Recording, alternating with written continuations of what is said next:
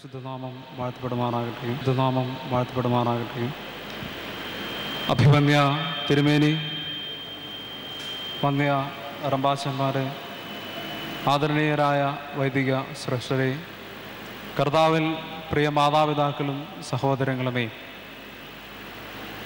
നമ്മുടെ രക്ഷയ്ക്കായിട്ട് ഈ ഭൂമിയിലേക്ക് അവതരിച്ച് തൻ്റെ രക്ഷണീയ പ്രവൃത്തിയിലൂടെ സൃഷ്ടിയെ മുഴുവൻ വീണ്ടെടുത്ത രക്ഷകൻ്റെ രക്ഷണീയ പ്രവർത്തനത്തിലെ മഹത്തരമായ സംഭവങ്ങളെ ഒരു തവണ കൂടി ജീവിതത്തിൽ അനുഭവമാക്കുവാനായിട്ട് നമുക്കേവർക്കും ദൈവം തമ്പുരാൻ ഒരു സാവകാശം നൽകിയിരിക്കുന്നു. നമ്മുടെ പെസഹ കുഞ്ഞാടും അറുക്കപ്പെട്ടിരിക്കുന്നു, ക്രിസ്തു തന്നെ. നമ്മുടെ പെസഹ കുഞ്ഞാടും അറുക്കപ്പെട്ടിരിക്കുന്നു, ക്രിസ്തു തന്നെ. പെസഹ എന്ന വാക്കിൻ്റെ അർത്ഥം കടന്നുപോകൽ എന്നാണ്. യഹൂദ സമൂഹം വളരെയേറെ പ്രാധാന്യം നൽകിക്കൊണ്ട് ആചരിച്ചിരുന്ന പെസഹ പെരുന്നാൾ. രണ്ട് തലത്തിൽ ഇസ്രായേൽ ജനതയ്ക്ക് ഈ കടന്നുപോകലിൻ്റെ പ്രാധാന്യം ഉണ്ടായിരുന്നു. ഒന്നാമതായിട്ട് മിസ്രൈമിലെ ആദ്യജാതന്മാരെ സംഹരിക്കുവാനായിട്ട് വന്ന സംഹാരദൂതൻ തങ്ങളെ വിട്ട് കടന്നുപോയി. കൂടാതെ അടിമത്തത്തിൽ ആയിരുന്ന തങ്ങളെ മിസ്രൈമിൽ നിന്ന് വാഗ്ദത്ത നാടായ കാനാനിലേക്ക് കടന്നു പോകുവാൻ യഹോവയായ ദൈവം സഹായിച്ചു. ഈ രണ്ട് കടന്നുപോകലുകളുടെ ഓർമ്മയ്ക്കായിട്ട് ആഘോഷിച്ചിരുന്ന ഒരു പെരുന്നാളാണ് പെസഹ പെരുന്നാൾ. അടിമത്തത്തിൽ നിന്ന് സ്വാതന്ത്ര്യത്തിലേക്കുള്ള ഒരു കടന്നുപോകലായിരുന്നു യഹൂദ ജനതയുടെ ജീവിതത്തിലെ പെസഹായുടെ ഓർമ്മ. ഏവർക്കും അറിയാം, സ്വാതന്ത്ര്യം ഒരു മനുഷ്യൻ്റെ സ്വതന്ത്രമായ ജീവിതത്തിന്, സ്വതന്ത്രമായ പ്രവർത്തനത്തിന് എത്രത്തോളം അനിവാര്യമാണ് എന്ന്. അടിമത്തത്തിലായിരുന്ന ഇസ്രായേൽ ജനത യഹോവയായ ദൈവത്തോട് നിലവിളിച്ചപ്പോൾ താൻ തൻ്റെ പദ്ധതിയാൽ, രക്ഷാകരമായ പദ്ധതിയാൽ അവരെ വിടുവിച്ച് വാഗ്ദത്ത കാനാനിലേക്ക് നടത്തുന്നു. ഈ കടന്നുപോകലിനെ അനുസ്മരിച്ചുകൊണ്ട് വർഷാവർഷം യഹൂദന്മാർ പെസഹ പെരുന്നാൾ ആചരിച്ചിരുന്നു. പുതിയ നിയമ കാലഘട്ടത്തിലേക്ക് കടന്നു വരുമ്പോൾ പെസഹ പെരുന്നാളിൻ്റെ ആചരണത്തിന് മനുഷ്യനായി അവതരിച്ച ദൈവപുത്രൻ്റെ അവതാരം ഒരു പുതിയ മാനം നൽകുന്നു. പാപം മൂലം മുഴുകി പുത്രത്വ പദവിയിൽ നിന്ന് വീണ്ടുപോയ, മക്കളാകുന്ന പദവിയിൽ നിന്ന് വീണ്ടുപോയ സൃഷ്ടിയെ വീണ്ടെടുക്കുവാനായിട്ട് ദൈവത്താൽ അയക്കപ്പെട്ടവനായിരുന്നു മിശിഹ. പാപത്തിൻ്റെ ബന്ധനത്തിൽ നിന്നും താൻ നമുക്ക് സ്വാതന്ത്ര്യം നൽകിക്കൊണ്ട് മക്കളുടെ സ്വാതന്ത്ര്യത്തിലേക്ക് നമ്മേവരെയും നയിച്ചു, അല്ലെങ്കിൽ സൃഷ്ടിയെ നയിച്ചു. ഇപ്രകാരം പുതിയ നിയമത്തിൽ പെസഹ പാപബന്ധനത്തിൽ നിന്ന് മക്കളുടെ സ്വാതന്ത്ര്യത്തിലേക്കുള്ള ഒരു കടന്നുപോകലാണ്. A pass over from the bondage of sin to the freedom of children. ഇന്ന് ആ പെസഹ പെരുന്നാളിനെ നാം അനുഭവമാക്കുമ്പോൾ നമ്മുടെ ജീവിതങ്ങൾക്ക് ഈ പെസഹ പെരുന്നാൾ എന്തു സന്ദേശമാണ് നൽകുന്നത്? നമുക്ക് വേണ്ടി അറുക്കപ്പെട്ട പെസഹ കുഞ്ഞാടായ ക്രിസ്തുവിൻ്റെ ജീവിതം പരിശോധിക്കുമ്പോൾ ഈ ചോദ്യത്തിനുള്ള ഉത്തരം നമുക്ക് ലഭിക്കും. യേശു തമ്പുരാൻ്റെ ജീവിതകാലത്തൊക്കെയും തൻ്റെ പ്രവർത്തനങ്ങൾ ഒക്കെയും പിതാവിൻ്റെ നാമത്തിൻ്റെ മഹത്വത്തിനായിട്ടായിരുന്നു താൻ ചെയ്തത്. തൻ്റെ അത്ഭുത പ്രവർത്തനങ്ങളും തൻ്റെ പ്രസംഗങ്ങളും ഒക്കെയും പിതൃനാമ മഹത്വത്തിന്, പിതാവിൻ്റെ ഇഷ്ടത്തിന് പ്രാമുഖ്യം കൊടുത്തുകൊണ്ടുള്ളവയായിരുന്നു. ശുദ്ധമുള്ള യോഹന്നാൻ ശ്ലീഹായുടെ സുവിശേഷം 12-ാം അധ്യായം 28-ാം വാക്യത്തിൽ നാം കാണുന്നുണ്ട്, തന്നെ പിടിക്കുവാനായിട്ട് യഹൂദജനം ആലോചിക്കുമ്പോൾ, തന്നെ ഉപദ്രവിക്കുവാനായിട്ട്, തന്നെ കൊല്ലുവാനായിട്ട് അവർ തീരുമാനം എടുക്കുമ്പോൾ യേശു തമ്പുരാൻ പിതാവായ ദൈവത്തോട് നടത്തുന്ന ഒരു അഭ്യർത്ഥന, പിതാവേ നിന്റെ നാമം മഹത്വപ്പെടുത്തണമേ എന്നാണ്. അതിന് മറുപടിയായിട്ട് സ്വർഗത്തിൽ നിന്ന് ഞാൻ മഹത്വപ്പെടുത്തിയിരിക്കുന്നു, ഇനിയും മഹത്വപ്പെടുത്തും എന്നുള്ളതായ മറുപടി ലഭിക്കുന്നു. ദൈവത്തിന് സമനായ ദൈവപുത്രൻ മനുഷ്യനായിട്ട് താണിറങ്ങി വന്ന് ഈ ഭൂമിയിൽ മനുഷ്യരുടെ ഇടയിൽ ജീവിച്ചപ്പോൾ തൻ്റെ പിതാവിൻ്റെ ഹിതത്തിന് മഹത്വം കൊടുത്തു. തൻ്റെ പിതാവിൻ്റെ ഹിതത്തിന് ഒത്തവണ്ണം പ്രവർത്തിക്കുവാനായിട്ട് താൻ ശ്രമിച്ചു. ഇന്ന് ദൈവപുത്രൻ്റെ പെസഹായെ ആചരിക്കുമ്പോൾ നാം ചിന്തിക്കുക, നമ്മുടെ പ്രവർത്തനങ്ങൾ എപ്രകാരം ഉള്ളവയാണ്. ഇന്ന് നമ്മുടെ പല പ്രവർത്തനങ്ങളും സ്വയം നീതീകരണത്തിൻ്റെയും സ്വയം മഹത്വീകരണത്തിൻ്റെയും തലങ്ങളിലേക്ക് വീണുപോയിരിക്കുന്നു.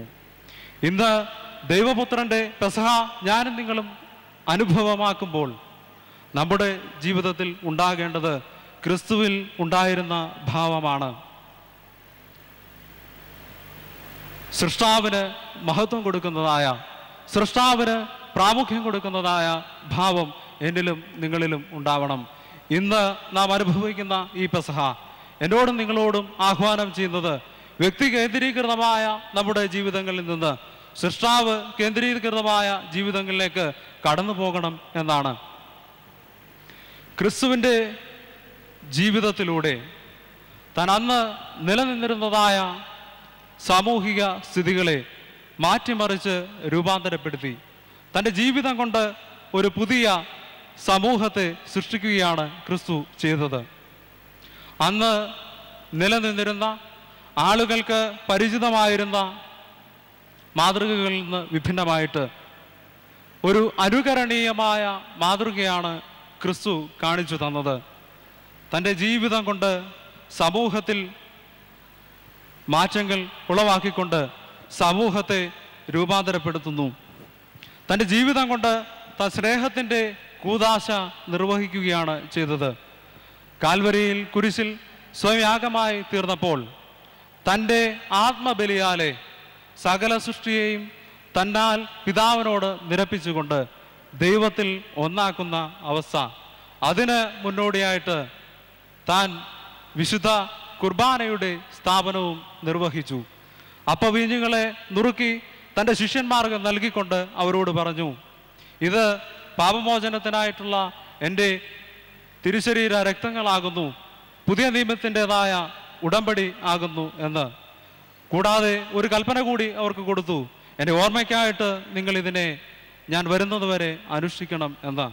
ഇന്ന് സഭ തുടരുന്നതും ആ അപ്പം പൊറിക്കലിൻ്റെ തുടർച്ചയായിട്ടാണ്. ഇത് ഞാനും നിങ്ങളും അടങ്ങുന്ന ക്രിസ്തീയ സമൂഹം ദൈവത്തിൽ ഒന്നായിരിക്കുന്നതിൻ്റെ കാരണം ഞാനും നിങ്ങളും ഒരേ അപ്പത്തിൻ്റെ അംശികളാണ് എന്നുള്ളതാണ്.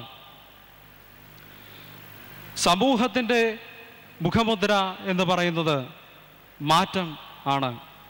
എന്നാൽ മാറ്റങ്ങൾക്ക് വിധേയരാകുവാനായിട്ട്, ഒഴിഞ്ഞു കൊടുക്കുവാനായിട്ട്, മാറിക്കൊടുക്കുവാനായിട്ട് ഞാനോ നിങ്ങളോ ആരും തന്നെ തയ്യാറല്ല. എന്നാൽ ക്രിസ്തു തൻ്റെ ജീവിതം കൊണ്ട് നിലനിന്നിരുന്ന സമ്പ്രദായങ്ങളെ മാറ്റുന്നതായിട്ട് കാണുവാനായിട്ട് നമുക്ക് സാധിക്കും.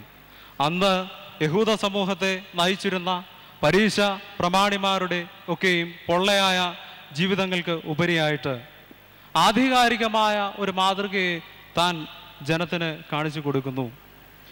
ന്യായപ്രമാണം എങ്ങനെ അനുഷ്ഠിക്കണം എന്ന് പ്രാവർത്തികമാക്കി ജനസമൂഹത്തിന് കാണിച്ചു കൊടുക്കുന്ന ഒരു നാഥനെ ക്രിസ്തുവിൽ നമുക്ക് കാണുവാനായിട്ട് സാധിക്കും.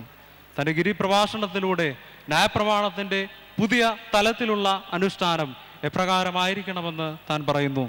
ഇപ്രകാരം തൻ്റെ ജീവിതത്തിലൂടെ സമൂഹത്തിന് ഒരു പരിവർത്തനം ഉണ്ടാക്കുവാനായിട്ട് ക്രിസ്തുവിന് സാധിച്ചു. തൻ്റെ പ്രവർത്തികളിലൂടെ പ്രസംഗത്തെ പ്രാവർത്തികമാക്കിയവനായിരുന്നു ക്രിസ്തു. He was a moral reformer par excellence. അവൻ ഉത്തമനായ ഒരു സാമൂഹിക പരിവർത്തകനായിരുന്നു. തൻ്റെ സാമൂഹിക പരിവർത്തനത്തിനായിട്ട്, മൂല്യ പരിവർത്തനത്തിനായിട്ട് താൻ ഉപയോഗിച്ചത് തൻ്റെ ജീവിതത്തെ തന്നെയാണ്.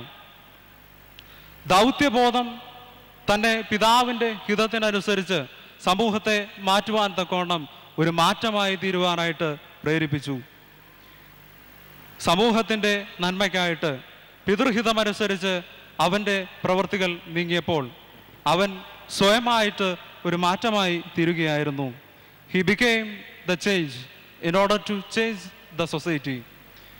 ഇന്ന് നമ്മുടെ ജീവിതത്തിൽ ഈ ഉദാത്തമായ ക്രിസ്തുവിൻ്റെ മാതൃക എത്രത്തോളം നാമൊക്കെയും പാലിക്കുന്നുണ്ട്, അതിൽ വിജയിക്കുന്നുണ്ട് എന്ന ചോദ്യം ഓരോ പെസഹ അനുഭവവും നമ്മുടെ മുന്നിൽ ചോദ്യചിഹ്നമായിട്ട് ഉയർത്തുന്നു. നാമൊക്കെയും ക്രിസ്ത്യാനികൾ എന്ന നിലയിൽ, ക്രിസ്തുവിനെ അനുകരിക്കുന്നവർ എന്ന നിലയിൽ ഈ ചോദ്യത്തിന് ക്രിസ്തു കാണിച്ചു തന്ന മാതൃകയെ, മാറ്റത്തിൻ്റെതായ മാതൃകയെ, സ്വന്തം ജീവിതത്തിലൂടെ സമൂഹത്തെ മാറ്റുന്നതായ മാതൃകയെ പാലിക്കുന്നുണ്ടോ എന്ന ചോദ്യം നമുക്ക് ഉത്തരം പറയുവാനായിട്ട് ഞാനും നിങ്ങളും ക്രിസ്ത്യാനികൾ എന്ന നിലയിൽ ബാധ്യസ്ഥരാണ്. നമ്മുടെ ജീവിതങ്ങളെ മാറ്റത്തിന് ഉതകുന്ന ദർശനങ്ങളാക്കി തീർക്കുവാൻ, മറ്റുള്ളവർക്ക് പ്രകാശം നൽകുന്ന വിളക്കുകളാക്കി തീർക്കുവാനായിട്ട് നമുക്ക് നമ്മുടെ പെസഹ അനുഭവങ്ങളിലൂടെ സാധിക്കണം. 2 ചിന്തകളാണ് ഞാൻ നിങ്ങളോട് പങ്കുവച്ചത്.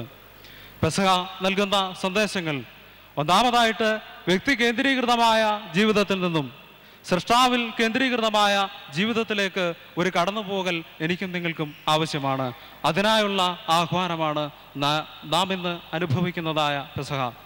രണ്ടാമതായിട്ട് സമൂഹത്തിന് മാറ്റം വരുത്തുവാൻ തക്കവണ്ണം നമ്മുടെ പ്രസംഗത്തെയല്ല, മറിച്ച് നമ്മുടെ ജീവിതങ്ങളെ രൂപാന്തരപ്പെടുത്തുവാൻ, ജീവിതം കൊണ്ട് സമൂഹത്തിന് പരിവർത്തനം ഉണ്ടാക്കുവാനായിട്ടുള്ള ഒരാഹ്വാനവും ദൈവപുത്രൻ്റെ പുതിയ പെസഹ ഇന്ന് നമുക്ക് നൽകുന്നു.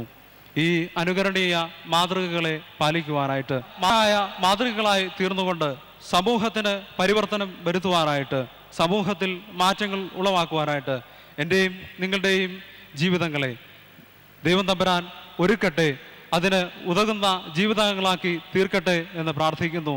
ദൈവം നമ്മെ അനുഗ്രഹിക്കട്ടെ.